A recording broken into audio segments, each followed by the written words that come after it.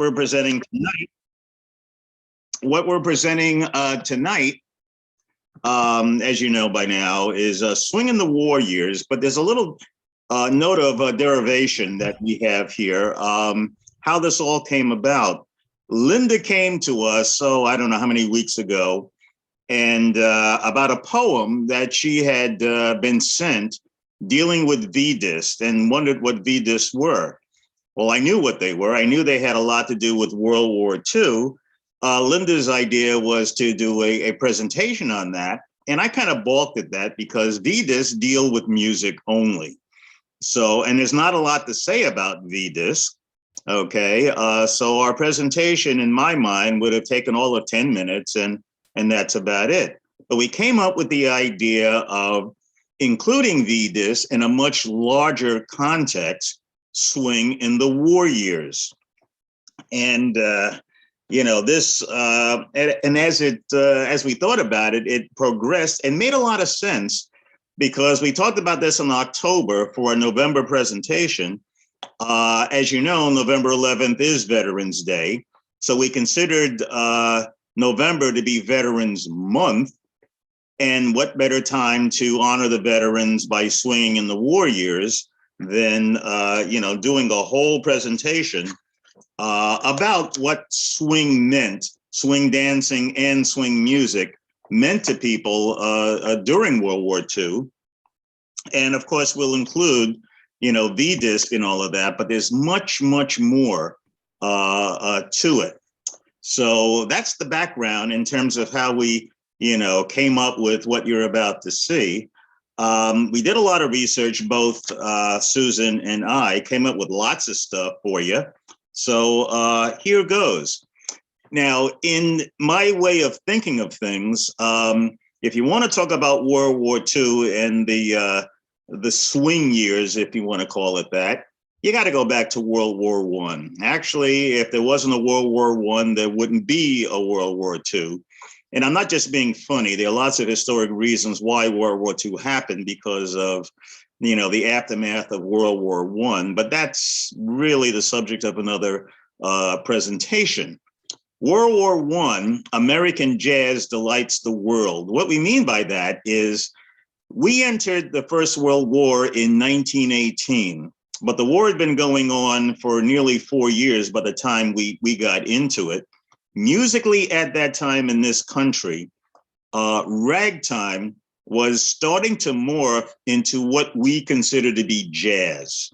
So music is kind of in a transition. If you want to consider ragtime to be syncopated march music, well, jazz is really improvised ragtime, if you want to look at it that way. And one of the principal proponents of this kind of music was a man named James Reese Europe. Okay, before the war, he was very instrumental in playing the music, formulating the music, composing the music, and so on and so forth. And keeping in mind that the original music that morphed into jazz was march music, going back into the 1880s and 1890s. So when we entered World War I, okay, Hamilton Fish, who I believe was a congressman in New York, petitioned the powers that be to let the 15th Division, or I should say the 369th Regiment of the 15th Division, participate. And I say that because the 369th was all Black. The Army at the time was segregated and wouldn't be integrated for another 30 years. So the all Black 369th had the good fortune to have Jim Europe leading the band with, the iconic music of the time. So our first incursion into World War I were the 369th All Black Hellfighters, and I'll give you the reason why they were called Hellfighters in a minute, but they were sent to France. Now, they were called Hellfighters for lots of reasons, but I believe the term originated, believe it or not, with the Germans, who knew that if they attacked a piece of territory occupied by these Black troops, they were in for hell.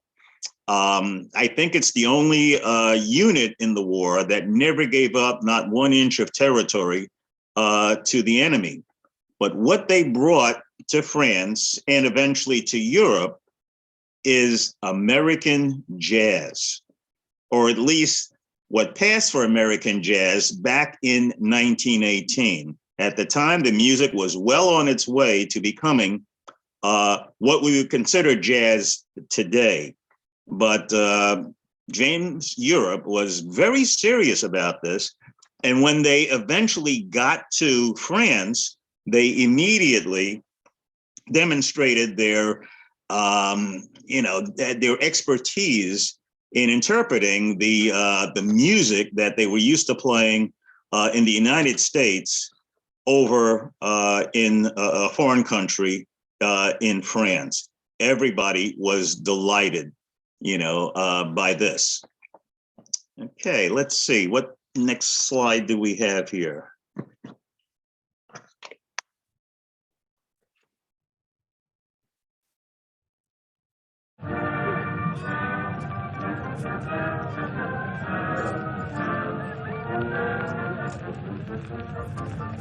As Americans prepared for war with Germany, African Americans living in Harlem persuaded the governor of New York to grant them their own unit, the 15th Infantry Regiment.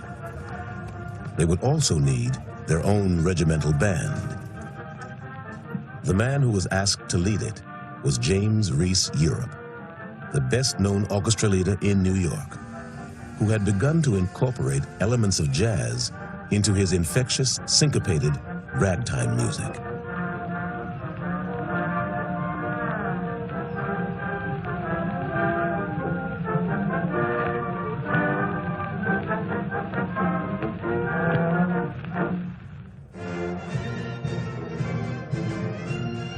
The regiment arrived in France on New Year's Day, 1918.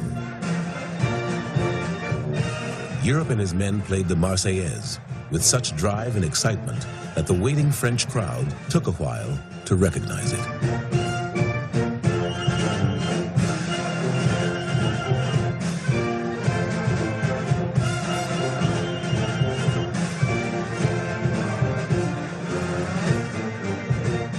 American officers were so impressed with Europe's unique sound that they sent the band on a tour of army camps and French villages. They played French and American marches, plantation melodies, and the song Europe had made famous, the Memphis Blues.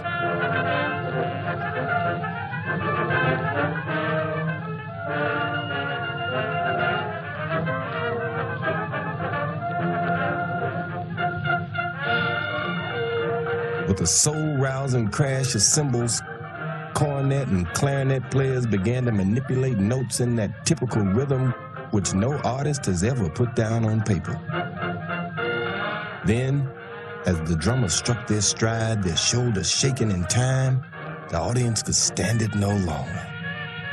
The jazz germ hit them, and it seemed to find the vital spot, loosening all muscles and causing what is known in America as an eagle rocking it.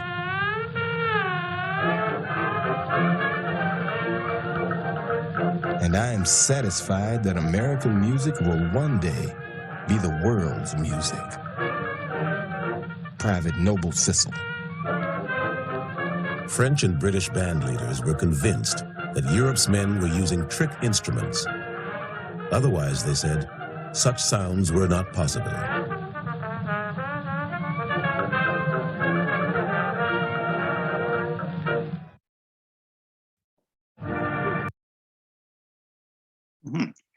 To say that Jim Europe's music amazed people in France and the United States was an understatement.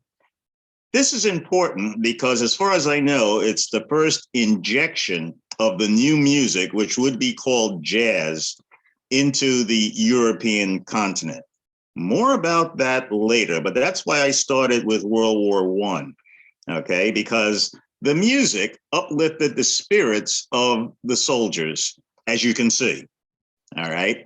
And again, this would be very important in World War II.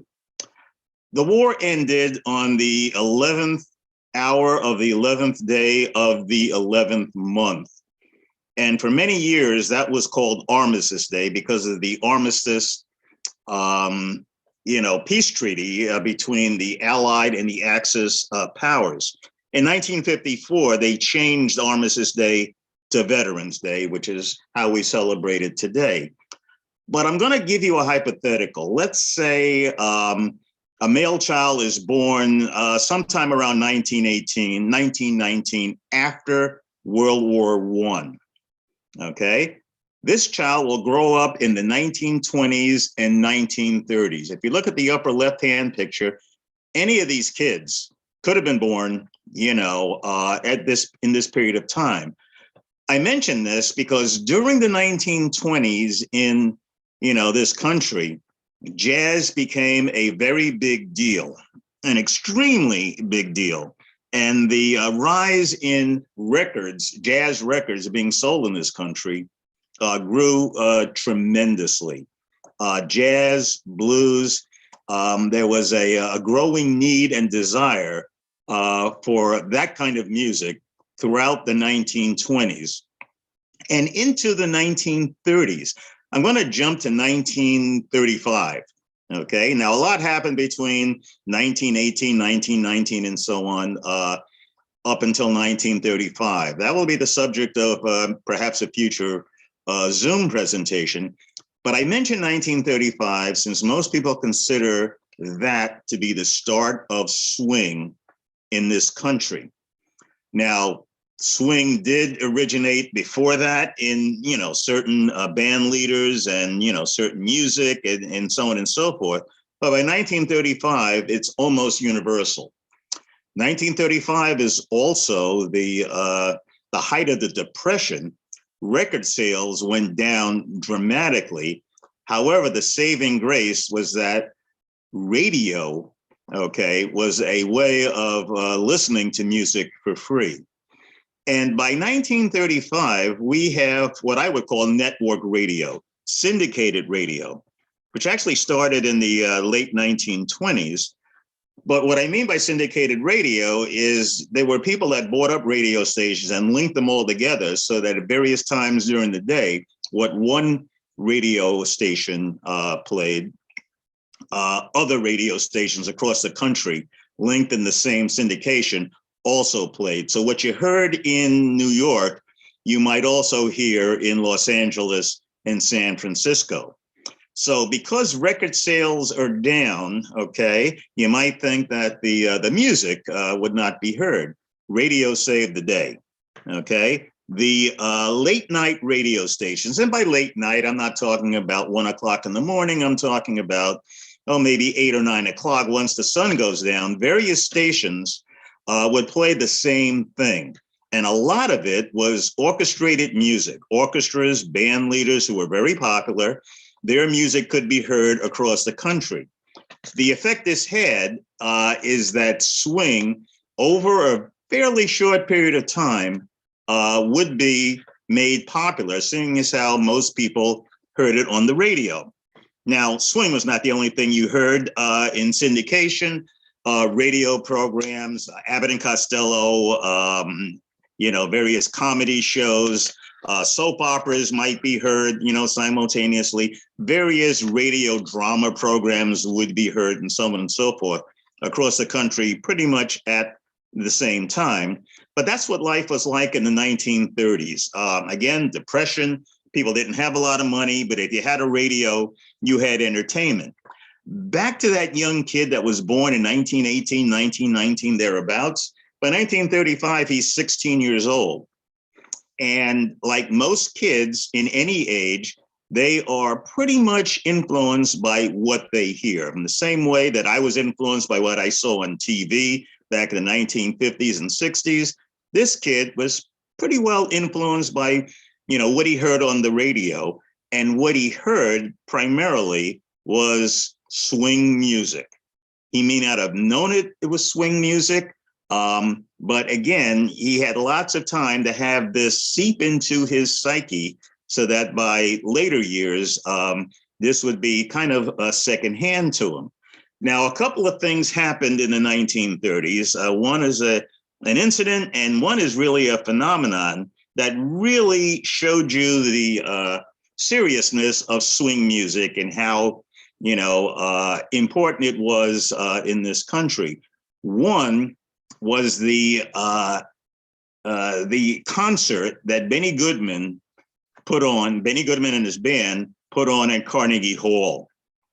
Okay, now just a word about this. This is important because Carnegie Hall at that time, and still is today, a bastion of classical music, Bach, Beethoven, and Brahms, and now Benny. Okay, so having Benny Goodman, play at Carnegie Hall, and people danced in the aisles. And this kid, who's now like 18 to 20 years old, probably attended this concert if he lived in New York. Lots of people considered having Benny Goodman play and having people dance in Carnegie Hall was tantamount to swing dancing in St. Patrick's Cathedral. It was that irreverent. But the reason Goodman was able to play is because Saul Hurok, who was the impresario that organized all of this, figured that swing was so important, and by now Benny Goodman was the king of swing. Lots of money could be made by putting the music in a place as stately as Carnegie Hall. In the picture on the right, what you see is Lionel Hampton and Benny Goodman. Lionel Hampton was part of Benny Goodman's band. What is important about this picture is that Lionel Hampton is black, Benny Goodman is white. And we're talking about the 1930s, where black and white musicians did not appear together on the stage or in the same band. That was a no-no, even in good old liberal New York. Okay, and yet in Carnegie Hall, that taboo was broken. There's Lionel Hampton on the vibes and Benny Goodman with his clarinet. So by 1938, swing is that important. The other occurrence that made swing very important is that it now appears in the movies. There are movies that have a swing theme where dancing and music is all over the place.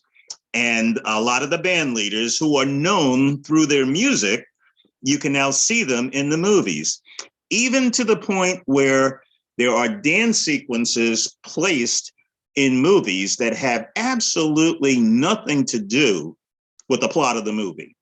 Hell's a Poppin' and A Day of the Races, we've shown those clips before, are good examples of, again, choreographed swing dancing, swing music, appearing, and it has nothing to do with the movie that you're watching. Why is that? Again, it's because swing is such a phenomenon in this country at this time that the movie makers felt that introducing swing, even though it has nothing to do with the plot, would heighten ticket sales, and a lot of money could be made. So we're talking about the late 1930s. And this would have continued except for one thing, or I should say, in addition to one thing. December 7th, 1941. That's Pearl Harbor Day. The Japanese bombed Pearl Harbor on that day, on December 8th. We declare war on Germany as a result of President Roosevelt's Day of Infamy speech. And within a week, the Germans, the Nazis, declare war on us as a result of the Axis alliance between Japan, Germany, and Italy. Almost immediately, we are in a war. Now, this war didn't start on December 7th, 1941. It started in 1939, September, when the Nazis invaded Poland. So Europe had already been at war for 2 years before we got into it. But again, as a result of Germany declaring war on us, we are now sending troops overseas to fight the war. Remember that kid that was born in 1918, 1919, thereabouts? He's now 22, 23 years old. And if he hasn't already joined up, okay, he's been drafted. In anticipation of this, the draft started in 1940, not 1941, but by early 1942, the draft is, in full swing, no pun intended, and people are, signing up. Oddly enough, most people who fought in World War II were not volunteers, they were draftees. But by 1942, we are sending troops to the Pacific to fight the Japanese, mostly Marines with some Army units. Army units are being sent to North Africa to help the British chase Erwin Rommel, a desert fox, around the Sahara Desert. And those troops would eventually invade Italy as part of a much larger scheme. But the majority of troops were sent to Great Britain. Unlike in World War I, where the troops went to France, because that's where the front was, that's where the trenches was, that's where no man's land was. This is a little different. We're sending troops to Great Britain to kind of relieve the British of what they've been suffering for a couple of years, but also as a prelude for the invasion of Europe, which would not happen for a couple of years yet. So if you were a GI back at that time, again, that kid born in 1918, who's now 23, 24 years old, is probably in Great Britain, where the majority of troops are, preparing for an invasion that wouldn't happen for another couple of years. So picture what his life and the life of all the other GIs are like. You're training during the day. Sometimes you have night maneuvers. It's not easy, but most nights you are free to do exactly what you're looking at now, socialize. So what would happen with a GI after he finished the training that was scheduled for that day? Off the town he went to the nearest pub, where you get a pint of whatever was on tap at the time. And being American, he did notice the local female population. Now, for whatever reason, the troops that were sent to Great Britain first were Black. And they had established kind of a beachhead in most British towns where they were stationed by appearing at the pubs every night they could, eyeing the local female population who was enamored of these GIs. And not just because of the color of their skin, they were American. And Americans were considered exotic. Most people in Great Britain considered most Americans to be the gangsters or cowboys. And now for the first time, they saw a different side of Americans who were wisecracking, gregarious, generous with their money. The average GI was paid 5 times what the average British soldier was paid. They were not shy. And they brought the dance that they did back in the United States with them. So these Black GIs, many of whom may have danced at the Savoy Ballroom before they were shipped overseas, are now dancing the same Lindy Hop, East Coast Swing Lindy Hop in Great Britain. You will notice from the pictures that this is integrated. Later, the white soldiers, the white GIs, came to Great Britain also. This caused problems. In the United States, even in New York, as I mentioned before, the Black soldiers did not dance in the same dance hall as white people. And over in Great Britain, they are now dancing not only in the same dance hall, but the dancing is integrated simply because Great Britain does not have the same Jim Crow slavery history that the United States does. The white GIs in general resented this. More than one race riot erupted, but eventually this was kind of smoothed out. And the impression that the British parents and the British adults had of the American GIs, seeing as how they were all gregarious, whether they were Black or white, is that they were overpaid, oversexed, and over here. So it was kind of a begrudging resentment because the British, of course, realized that the GIs are here to help them out with their, problems with the Nazis.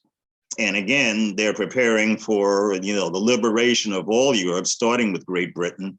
So even though they did kind of resent it, the resentment was not, really that heartfelt.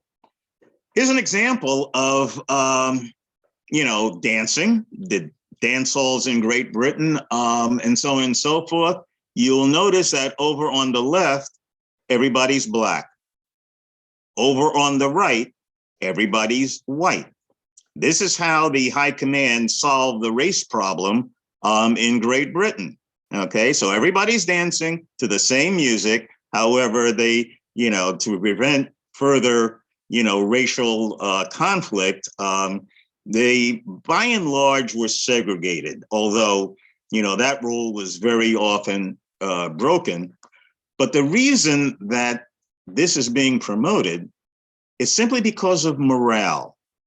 Over there, over in Great Britain and over in the Pacific, one way to kind of keep morale where it needed to be is to introduce or promote what these young men had been doing when they were, back in the United States, for fun, i.e. dancing, listening to music, swing, Lindy Hop. It was that important.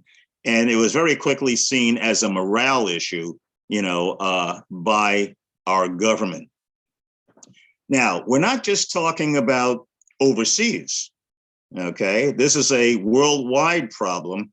What about in this country? What was happening over here as opposed to over there?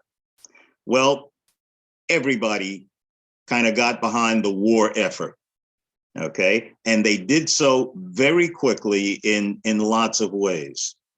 For one thing, there was a shortage of manpower in this country for very obvious reasons. The men were drafted or joined and were no longer around.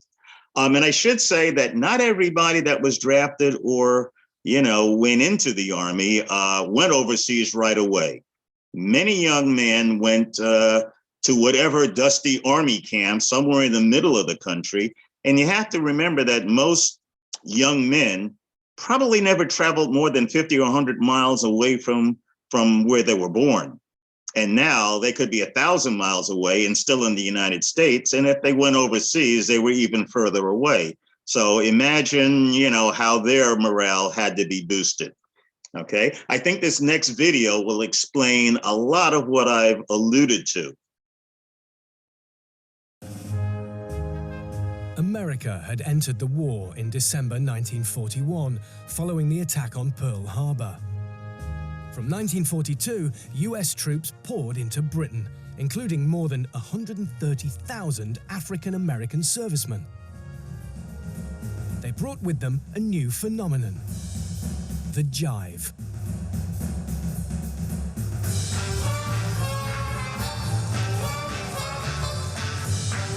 Occasions like this provided an escape from the drudgery of everyday life, as well as raising money for the government's Wings for Victory National Savings Scheme. Whoa! You've certainly scrubbed up. There's the new dress, is it? There may be a war on, but some people can still turn out well, can't they? Yeah, but you haven't noticed the shoes. Look. Ah, that's a sign of a good hard-working farm girl.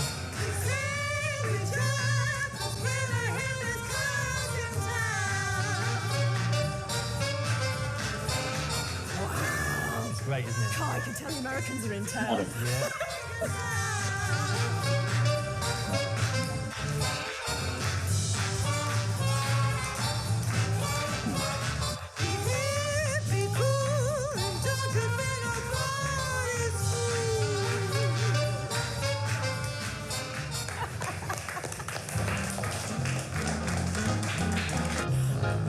Joseph Sewell is an expert in jive and swing dancing.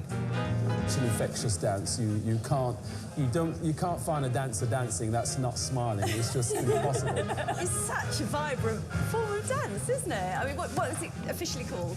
The dance that we're doing is called Lindy Hop. It's African-American dance. When you had the black GIs come across and brought the real deal, Lindy Hop, that's when it really started, you know, to take off. Well, I mean, it must have made such an enormous impact in village halls up and down the country. I guess the white dancers would have probably danced something a little bit more subdued.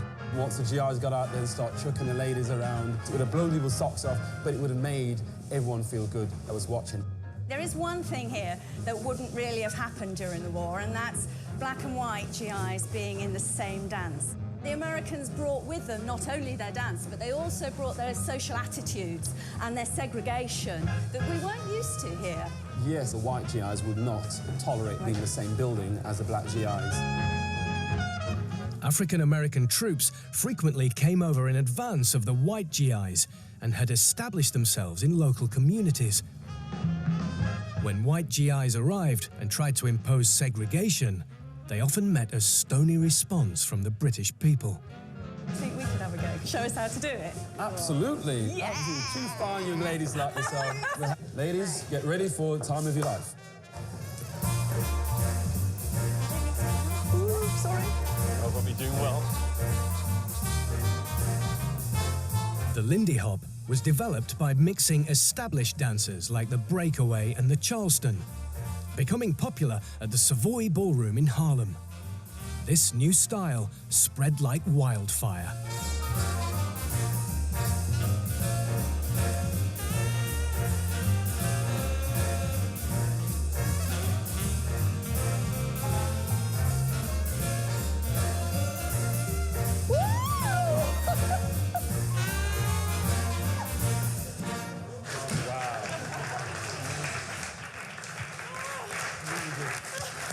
That was fantastic, Joseph. Now, even though that's a a modern depiction of what might have happened in 1942-43, I consider it fairly accurate, except for the fact that back then it was not integrated. It was as segregated as it could be for the reasons that they mentioned. Now, as I started to mention before, if you're going to talk about World War II swing music, etc., and how people reacted, it's not just about the GIs over there. It's about the people over here who really got behind the war effort. We can do it. That's the iconic Rosie the Riveter depiction there. Because of the shortage of manpower, for obvious reasons, women had to step up and take the place of the men doing those tough jobs, and the women proved that they could do it just as well as any man. So on the left, that's one depiction. On the right, women were encouraged to be very accommodating to the soldiers that were about to be shipped overseas. Again, it's a morale issue, and just about everybody got behind this. So most communities, however small, organized dances for whatever GIs were in their area, let's say at a nearby, military camp. And the money for the dances, went to support the war effort. And the women showed up for the dances to dance with whatever lonely GI, that came to the dance. So again, this was a national thing that everybody got behind, seemingly overnight, seemingly immediately. Everybody realized what they had to do. The war years, 1941 to 1945, the USO was organized, United Service Organization, specifically to promote activities for the GIs, both in this country and overseas. USO's dance halls made it happen. So what you're looking at are GIs dancing with local girls, etc., and you should see happy looks on their faces. Again, a dance is a good way to make you kind of forget about, the drab life of a GI. And I can tell you firsthand, it is rather drab, with the afterthought of being sent into a combat zone where you might not return. So this was extremely important and promoted throughout. In fact, the USO got to be very big, okay, where celebrities, became involved.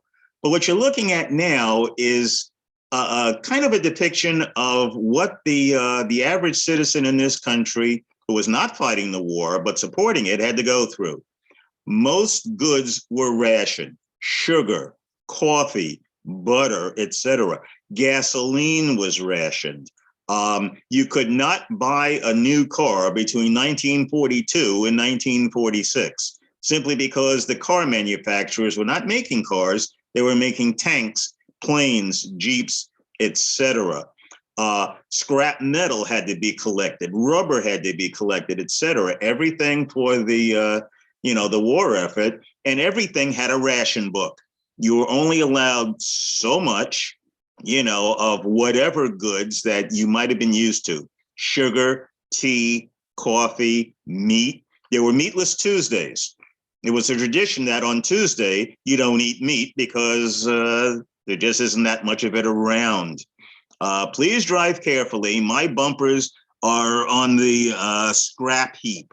The scrap heap, again, scrap metal.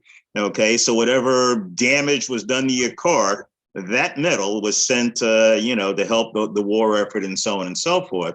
So people suffered in this country, but they got used to it. USO clubs, as I mentioned, were organized, again, for morale. Good girls, good guys, good fun. That's what it was all about. 3,000 USO clubs worldwide, including this country. Again, if you were drafted, you were sent to an army camp somewhere in the boondocks. And, they made sure that the USO did reach you, wherever you happen to be. 1.5 million USO volunteers during the war.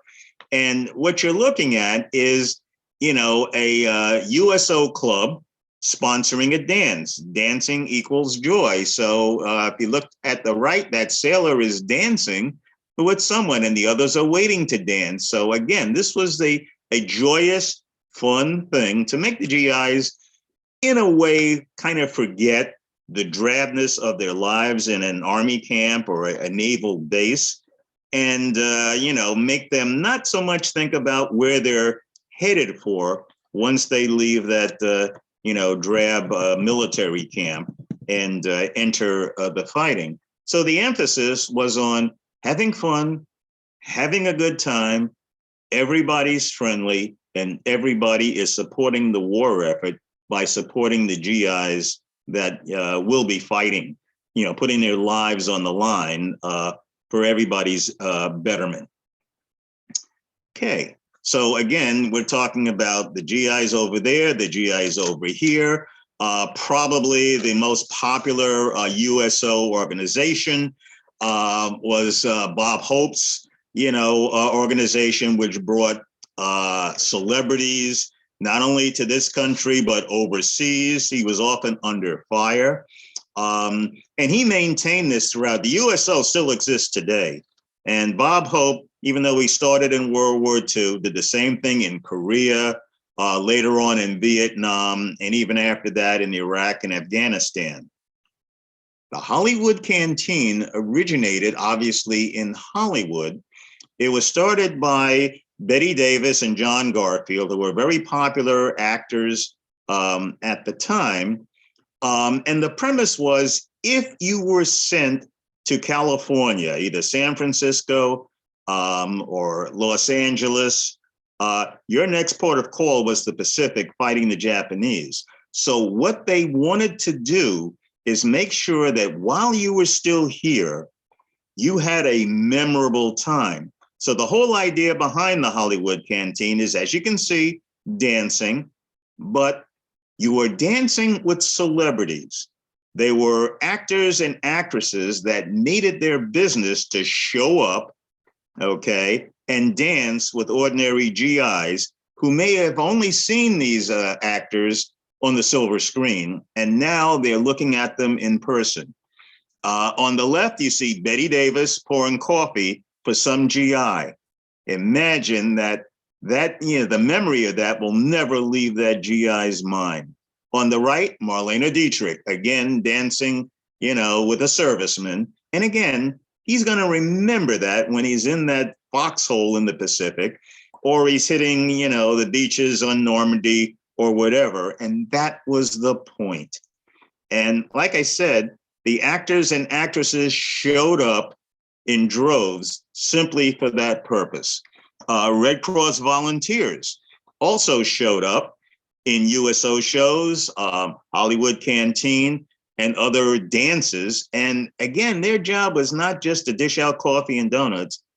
Their job was to do exactly what you see them doing, dancing and talking with the GIs that will soon put their lives on the line for their country. So when I say that everybody in this country got behind this effort, I really mean it. And, what amazes me is that they did it seemingly overnight. As soon as we entered the war, this, kind of went on, all over the country and in as many different, parts of the world as they could get to.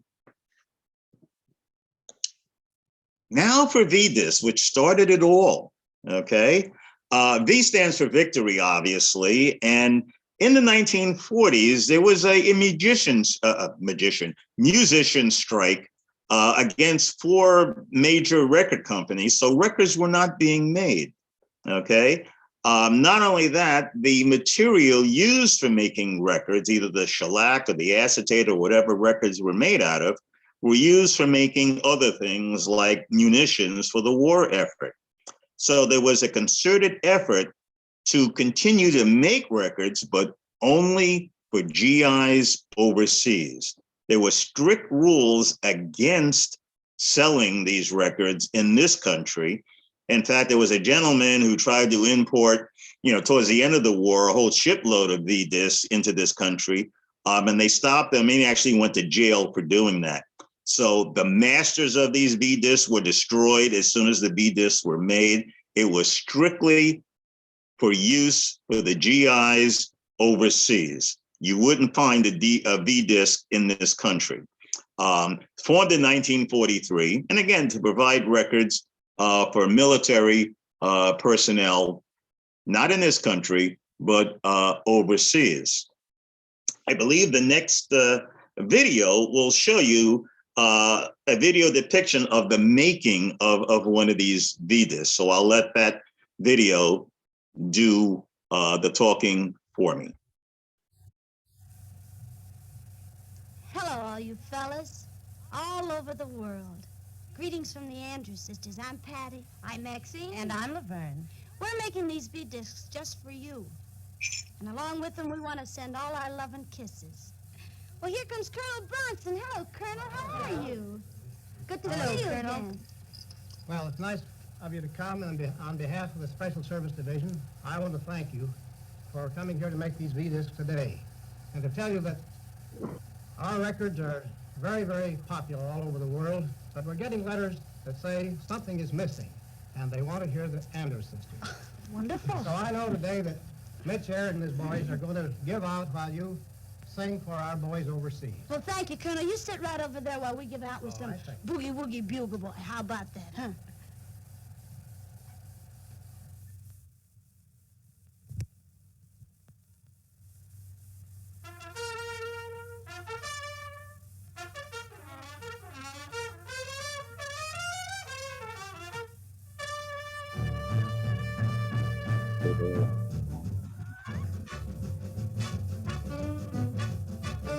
He was a famous trumpet man from out Chicago way.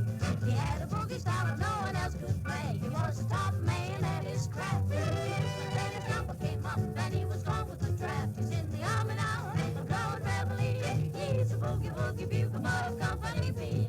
They made a blowing bugle for his Uncle Sam. He really brought him down because he couldn't jam. The captain seemed to understand. Because the next day the cap went out and drafted a band. And now the company jumps when he plays reveille. He's a boogie woogie bugle boy of Company B. A toot, a toot, a toot, a toot, he blows the day to the bar. In boogie rhythm, you can't blow a note unless the bass and guitar is playing with them. He makes the company jump when he plays reveille. He's a boogie woogie bugle boy of Company B. He was a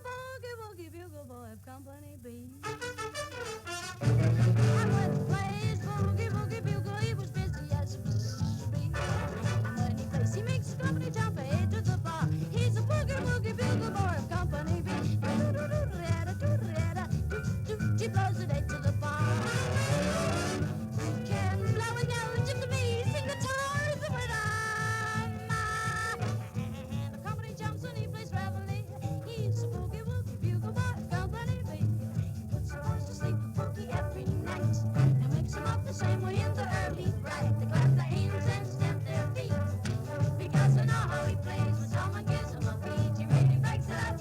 When he plays reveille, he's a boogie woogie bugle boy company beat.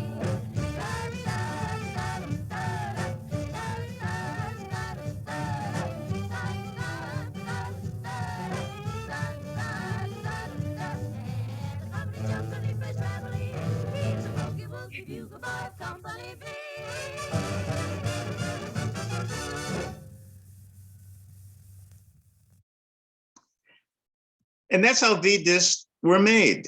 They often included a little homily along with, the music, which might have been a short prayer or certainly a note of encouragement that sounded personal to the GIs who did take it personally. Okay, and you heard a little bit of that before they went into, their rendition of Boogie Woogie Bugle Boy. By the way, that was a very popular song at the time. It was featured in a movie that came out in 1941, an Abbott and Costello movie called Buck Privates. So, most people would have been very familiar with that particular song. Other people got into the act as well. Louis Jordan, who we featured before, sang about the drab life that, soldiers had to undergo, okay, when they entered the Army. It's called GI Jive, and you'll get the idea about what I mean by, the life of an Army recruit once he's drafted.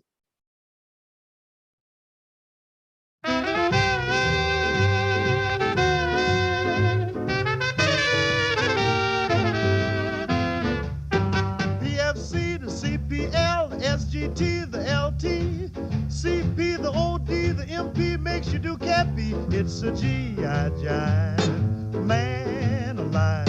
It starts with a bugle blowing reveille over your bed when you arrive. Hey, Jack, that's a GI jive. Roodly toot, jump in your suit, make a salute.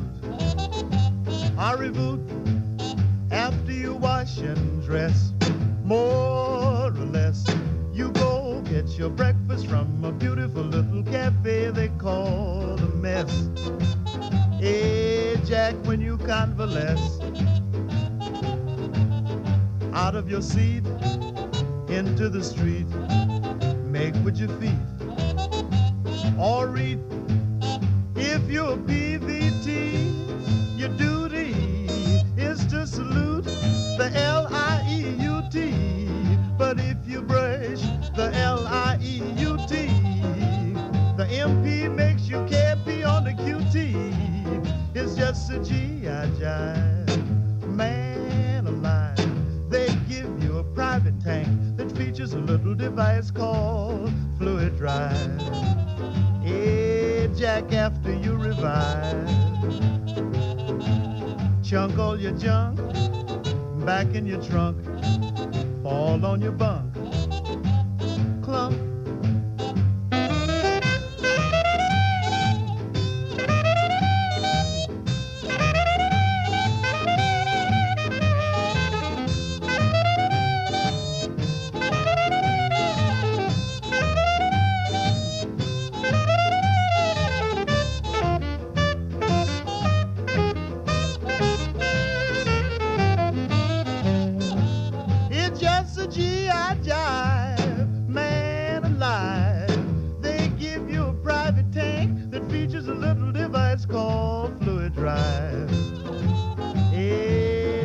After you revive, chunk all your junk back in your trunk, fall on your bunk, clunk. If you're PFC and you fail to salute the LT, the MP makes you KP on the QT. Then you'll go to sleep before you count to 5. But when you wake up in the morning, you'll have to do the GI jive. Okay, number one in 1944. And by the way, if you're confused by any of those acronyms, abbreviations, etc., I will be more than happy to, to translate them for you. This next song is very important for any number of reasons. Number one, it's sung by Frank Sinatra, who by now is a big deal as of 1943. He's no longer under contract with, I believe it was Tommy Dorsey. He's out on his own. And basically, I will mention this after his song, but the tone of the song is something I want you to keep in mind. Frank Sinatra. There'll be a hot time in the town of Berlin when the lads go marching in. I'd like to be there, boy, and spread some joy when they take old Berlin. There'll be a hot time in the town of Berlin when our fighting boys begin to take the joint apart and tear it down when they take old Berlin. They're gonna start a row and show them how we paid the town back in Kokomo. They're gonna take a hike through Hitler's Reich and change that Heil to what you know, Joe. There'll be a hot time in the town of Berlin when the lads go marching in. You could never keep them happy down on the farm after they take Berlin. They're gonna start a row and show them how they'll sock from Berlin to Tokyo. They're gonna take a hike through Hitler's Reich and change his Heil to what you know, Joe. There'll be a hot time in the town of Berlin when the lads go marching in. You could never keep them happy down on the farm after they take Berlin.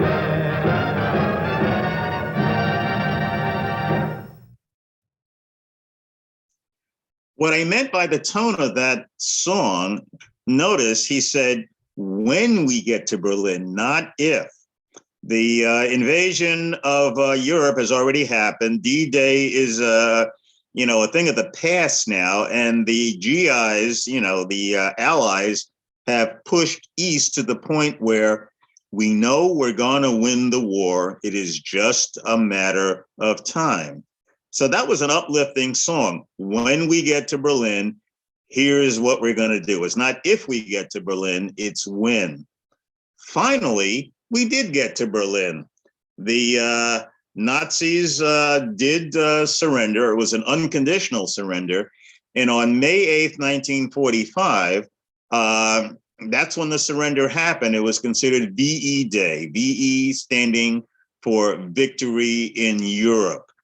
VJ Day, Victory in Japan, would happen several months later in August. But once the war was over in Europe, people celebrated like you wouldn't believe. There were traffic jams in London. People were dancing everywhere.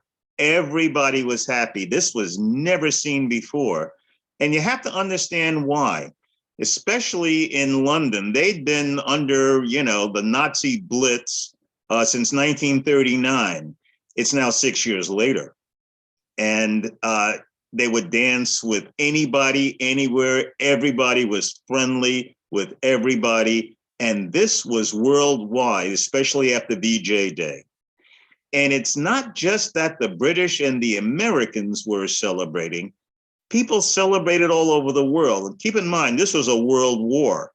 So the Canadians celebrated because they were involved in it. The Australians, New Zealanders, Indians from India, they fought as well. The Belgians, the Danish, and on and on and on. What you're looking at is a small depiction of what was happening worldwide. And obviously in this country, people were dancing not only in Times Square, and I'm sure everybody's seen that iconic picture of the sailor having this woman bent over and kissing her. But that was duplicated in small town America all over the country as well. This was truly a time to celebrate the war where people were dying. And, we have to really give up an awful lot and so on for the war effort. That is over. It's time to get back to normal. Okay. And I think even today we kind of know what that might mean and so on and so forth. But again, that's what BE Day was like. Victory in Europe. It is over. It's time to get back to normal. I think we may have other slides of something. Yep, here we are.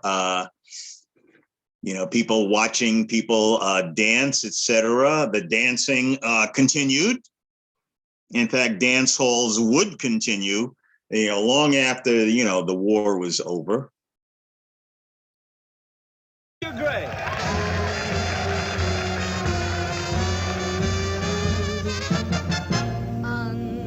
Undecided.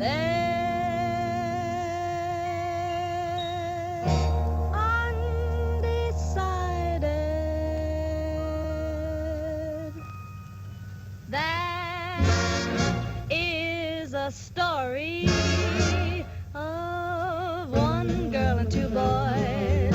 One girl and two boys. She thought both were awfully cute. The boy in the tux and the boy in the khaki suit. One girl and two boys. One girl and two boys. Which one should she give the boot? The boy in the tux or the one in the khaki suit? She asked her father, and she asked her mother. She asked her sister, and she asked her brother. They said you can't sit and wait. One of them must get the gate. So it's one girl and two boys. One girl and two boys. When they both came to propose, the guy in the khaki suit is the one she chose. But the boy in the tux felt blue, so he went and joined up too. And now she's wacky, 'cause they're both in khaki. So what can the poor girl do? She's back where she sat in a lonely 10-room flat. Undecided, undecided. And that's the story, the sad, sad story of one girl and two boys.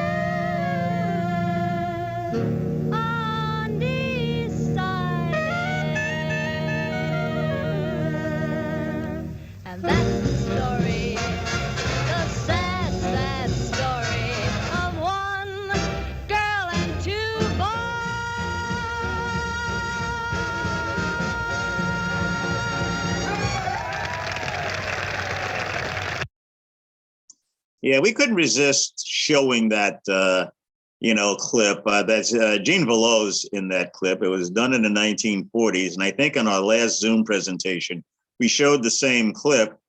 And then we showed her doing the exact same routine minus the aerials 50 years later. She still dances. This is the Army. This is, there were lots of movies that were made during the war years. Many of them rather unrealistic. I mean, they had a reluctance to show what was really going on during the war, the horrors of war and all of that. If that guy in the picture looks familiar, that is Ronald Reagan. He was drafted, or maybe he joined the Army. He never went overseas. Being an actor, his job in the Army was to make pictures, mostly training pictures and so on and so forth. This is the Army was a movie about exactly that, what the Army was like. Okay. And like I said, there were lots of movies made during the war years. Many of them were entertaining, that take your mind off the war. After the war, the more realism, was injected into the movies about the war and so on and so forth. But again, this is the Army. I believe this came out in 1943. If I'm not, if my memory serves me correct, and Irving Berlin did the, the music. He also did music in World War I. So, more about Irving Berlin, maybe in a future Zoom presentation. Okay, let's see more about that movie. This is the Army. There's a change in fashion that shows in those Lennox Avenue clothes. Mr. Dude has disappeared with his flashy tie. You'll see in the Harlem Esquire what the well-dressed man will desire when he's strutting down the street with his sweetie pie.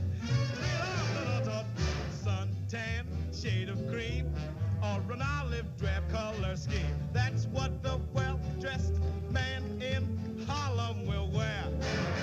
Dressed up in ODs with a tin hat for overseas. That's what the well-dressed man in Harlem will wear. Top hat, white tie, and tails no more. They've been put away till after the war.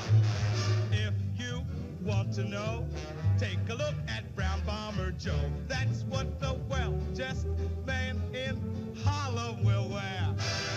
Suntan, shade of green, or an olive drab color. That's what the well-dressed man in Harlem will wear. And really on the dressed up in OD, with the tin hat for overseas. That's what the well-dressed man in Harlem will wear. And solid to boot. Top hat, white tie, and tail.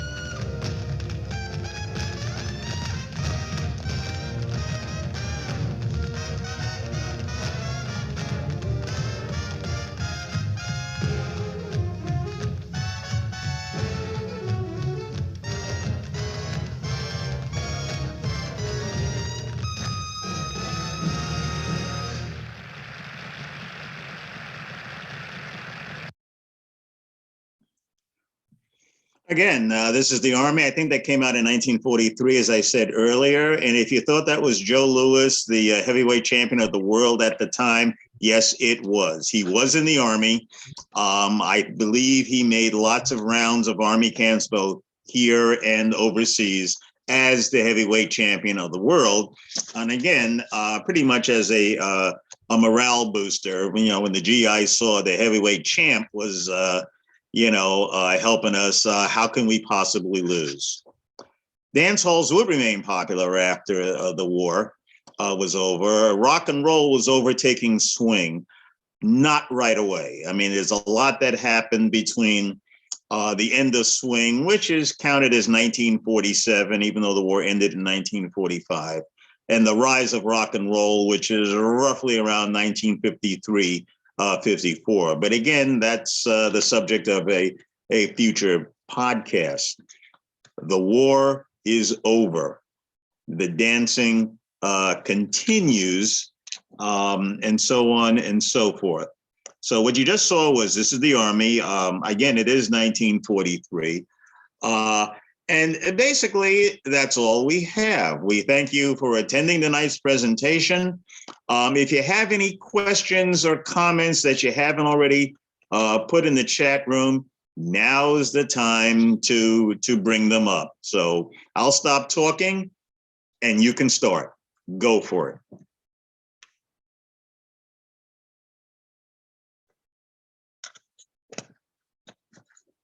If you want to ask a question, Linda will handle that, but you'll have to unmute yourselves so that we can hear you.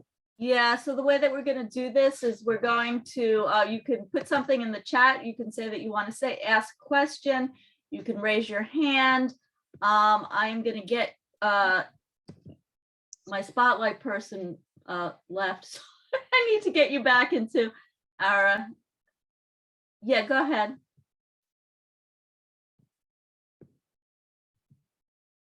So Susan's going to put you back into a gallery view. Removing spotlight. If it's not showing up as a gallery view on your own personal computer, you can go ahead and change the view. I'm still seeing a spotlight of Susan. No, now I'm seeing a spotlight of me. Yeah, I can. If you go and change it to gallery, then you have it on your own computer. Yeah. So Right. now I'm looking at a gallery view of everybody. Even though most people are not showing their faces, that's quite all right. Right. So we should see a gallery view now. Again, if it's not showing up on your own screen, make it viewable as a gallery view, and go ahead and put your video on so we can talk and share and have questions, and I can see you if you want to say something, or just unmute yourself and go ahead and ask a question or a comment or an observation or a contribution to the discussion. We'd love to see your faces. And we'd love to see your faces. Yes, yes. So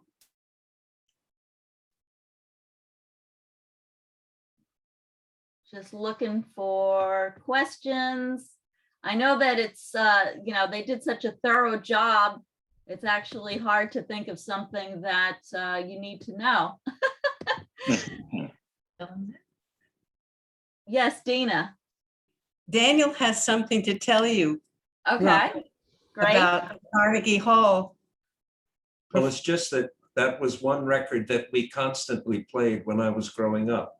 We have the long playing record. I don't know what that would have been issued in the 50s, maybe. Mm-hmm. Carnegie Hall concert with Swing, Swing, Swing, Begin the Beguine, and all of those. Yes, Sing, Sing, Sing is the iconic record. It wasn't the only thing that Benny Goodman played then, but that's when they actually started, flipping down the aisles, dancing and that sort of thing. The only problem with that song is it goes on for about 9 minutes. So if you have that much stamina to dance that fast for that long, that's probably why you don't hear that song a lot at Lindy Hop dances, or if you do, it's cut short. It's so great because that song's kind of in two parts. It dies away almost completely and then comes back in with the piano. It's worth 9 minutes, I'll tell you. It is worth to listen to 9 minutes. Try dancing to it. I do have a recording of that, that concert with the scratches and everything. I mean, you can get copies of it that are, remastered and so on, and they're clean. But I prefer, the one with the scratches and this sort of thing. So somewhere in my library, I do have that. But yeah, it's one of the events where I wish I was there, even though it was years before I was even born. I would like to have been there when they did that. But aren't you lucky that you have the recording, that you have the actual LP? You still have it? Yeah, it's around somewhere. I'd have to find it. I'm asking Dina's husband. Oh, yeah. Do you still have it? Yes, and I listen to it relatively frequently, maybe once a year. That's wonderful. That's wonderful. So some questions are coming in. First of all, we have a comment from Bill, and he observes that he thinks that the photograph with the woman with the sitting on the bumper, the car where the bumper's missing for scrap metal, he thinks that was Rita Hayworth. That could be. That could be. I never looked at. I was looking at the car. Imagine that. Not looking at Rita Hayworth, but looking at the car. Okay, but yeah, it could very well have been. Could very well have been. Right. And then some other questions. What are the names of the two men dancing the last clip? Are those the famous brothers? I think that Eileen is asking if those are the Nicholas brothers, and they are not the Nicholas brothers. They are not. No, they are not. Do you know who they are, Ron? I do not know. I will say this: their names are probably unknown because there were a lot of Black dancers at the time that could do that. Not as well as the Nicholas brothers, but you're talking about a whole cadre of Black dancers that were hired to do exactly that. To dance en masse in movies and such. But I do not know their names. The singer, the guy that was singing most of the song, looked like one of the Step brothers, but I'm not sure. Yeah. At the time, there were the Berry brothers, there were the Step brothers, and but besides the Nicholas brothers, and I think there was one other group, but he looked like one of the Step brothers. That could be. Yeah, you could look it up. I mean, This Is the Army is the name of the movie. Yeah. And if you Google that, they will give you the cast and the whole nine. So, you could find out. But no, I did not recognize anybody in that. Yeah. So someone's asking who came in late if this will be available. And yes, I would just reiterate that it is being recorded and it will be on our YouTube channel. So if you go to YouTube and you go to Got to Lindy Dance Studios channel, you will be able to view this as well as all of the ones that you might have missed in the previous months, all of which are wonderful and amazing. And as Lynn attested to, last month was incredible with the aerial dancing. So check that out. Other questions, comments, observations? Yep, feel free. Well, while you're thinking of comments. Oh, I'm sorry, go ahead. This is just a little story, and it's going back to World War I because you spoke about Armistice Day. Yes. My father was born in 1899 and grew up in New Paltz, and he was in the Navy, and he got permission to go home for his birthday because his grandfather was ill. And he was so amazed because his birthday is November 11th, 1918, and people were in the streets cheering. And he thought, isn't that great? They've turned out for my birthday, my 18th birthday. He didn't know about the armistice. Oh, wow. Well, I can actually add to that because my birthday is also November 11th, not 1918, but but it is November 11th, and I grew up thinking I always got the day off from school because it was my birthday. I should say that I may have mentioned this before. I don't remember, but what we're calling Veterans Day used to be Armistice Day, and it was changed in 1954 from Armistice Day to Veterans Day. to honor all veterans, and so on and so forth. But yeah, November 11th, 1918 is, when World War I ended. Yep. All right. Well, I think that there's not a whole lot of questions because you covered so much material and it was so informative and so enjoyable. And so I want to thank Susan and Ron once again for putting together a fantastic presentation, for taking my nugget of an idea and making it blossom so well. So we just got a little note that from Bill saying IMDb says the lead singer dancer in the last clip was James Cross, and it just went away. James Cross, and the yellow dress person was Richard Irving. Okay. James Cross and Richard Irving. And I've heard of neither of them, so it kind of backs up what I said, that there were a lot of, dancers, black and white, that were not really highlighted except, in their individual clips, but were not famous. Yeah. So unless I'm missing something. But you can certainly see we're extremely talented. I mean, Sure. The tap dancing was just amazing. That routine was really good. The one comment I have, I feel really close to a lot of the stuff that went on. I mean, I wasn't around for World War II. I missed the war by about 15 months, but my parents talked about those days. My father fought in World War II. He was in the infantry. And of course, my mother was, part of the home front. So every once in a while, they would, come up with comments and stories about what life in New York was like. My father, regaled me with stories about being in the military, not the gory stuff, but just his experience and so on and so forth. So for that reason, I do feel close to a lot of the stuff that was presented here, because I wasn't born too much after the war, about 15 months after VJ Day, but close enough to where I knew a lot of people that had fought in the war, my parents' age and so on and so forth. And in the 1950s, it wasn't considered too long after the war to still talk about it and so on and so forth. Yeah. So Bill has just posted a correction that the dancer in drag was actually William Wyeth. William Wyeth was the dancer in drag. Another person I never heard of. Okay. Okay, so we are actually at time now. So I'm going to stop the recording and